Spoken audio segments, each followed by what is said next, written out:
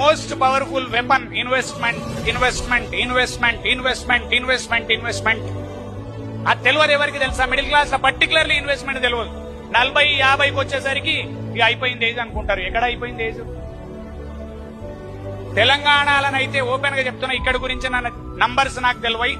తెలంగాణల land రేట్లు ఎంత పెరిగినాయి లాస్ట్ 20 సంవత్సరాలంటే ఒకరు ఊహించలేనంత పెరిగినాయి.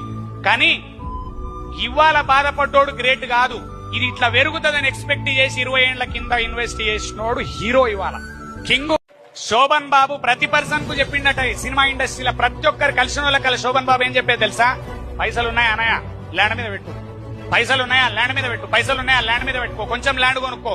ఎక్కడ 1-2 లక్షలే ఉన్నాయంటే కూడా మూలకు చూపించేదట, ఇది కొనుక్కో. ఎంతమంది హీరోయిన్ల ఇంటర్వ్యూలు విన్న అప్పటి హీరోయిన్లు ఏం చెప్పారు? ప్రతి ఒక్కరి చెప్తారు శోభన్ బాబు నాకు కూడా సలహా ఇచ్చిండు కొనుమని, కానీ నేను కొనలేదు. అది వాళ్ళ కోట్ల రూపాయలు అయింది. చెప్పేటోడు పక్క నుండి చెప్తే కూడా కొనవాను.